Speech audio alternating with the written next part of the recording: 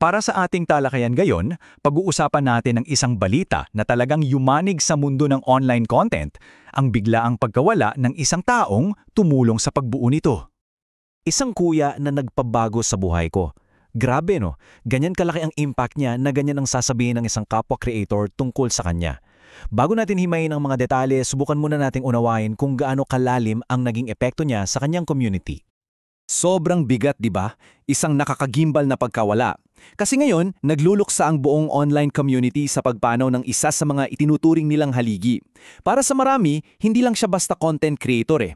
Isa siya sa mga, mga arkitekto, mga nagtayo ng mundo nila online.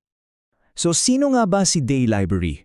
O Na Dong-hyun, yan yung tunay niyang pangalan. At bakit nga ba ganito kalaki ang naging epekto ng pagkawala niya? Ating alamin. 1.44 milyon. Wow! Pero alam nyo, hindi yan basta numero lang ha. Komunidad yan na binuo niya unti-unti sa loob ng napakaraming taon. Isipin nyo ha, nagsimula siya bago pa man maging mainstream ang YouTube.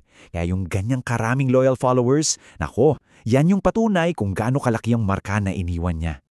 Pero eto yung mas interesting. Hindi lang siya basta YouTuber. Isa siya sa mga tinatawag na first-generation original internet broadcaster. Active na siya since the 2000s pa. Kumbaga, siya yung isa sa mga nag-pioneer, yung nagbukas ng daan para sa one-person broadcasting sa South Korea. Okay, so pag-usapan naman natin yung mga pangyayari na nakapalibot sa pagpanaw niya. Importante na mailahad natin yung mga facts ng malinaw at syempre ng may buong paggalang. Grabe yung bilis ng pangyayari, no? Tingnan nyo to. September 4, nakita pa siya sa public sa Seoul Fashion Week. Tapos 2 araw lang ang lumipas, September 6, hindi na siya sumupot sa isang appointment.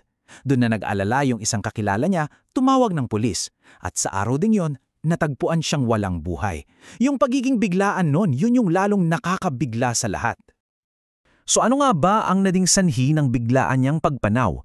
Base sa initial findings ng pulisya, ang tinitingnan nilang dahilan ay isang chronic disease o malubhang karamdaman.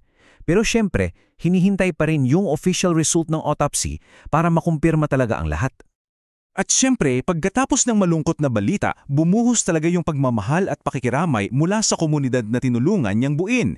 Pakinggan natin yung ilan sa mga sinabi nila na nagpapakita kung gaano siya kamahal. Dito sa sinabi ng YouTuber na si Gomong, kitang-kita mo hindi lang siya katrabaho eh. Ang tingin sa kanya, kuya. Isang mentor, yung taong laging nandyan para magbigay ng lakas ng loob at suporta. At hindi lang siya mentor ha, naging inspirasyon din siya. Tulad nito, kay Kim Sang-hwe, sinabi niya na dahil kay Day Library, nangarap siyang maging isang game broadcaster. Ganun kalaki ang epekto niya sa mga sumunod na henerasyon.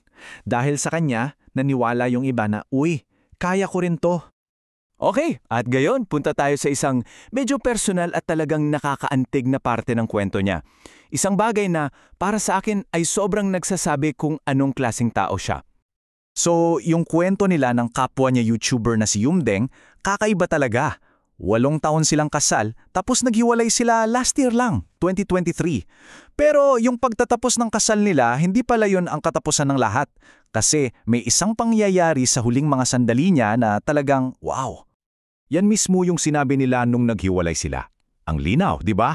Isang desisyon na puno ng respeto sa isa't isa. Mas pinili nilang maging magkaibigan para mas mag-focus sa kanilang mga pangarap.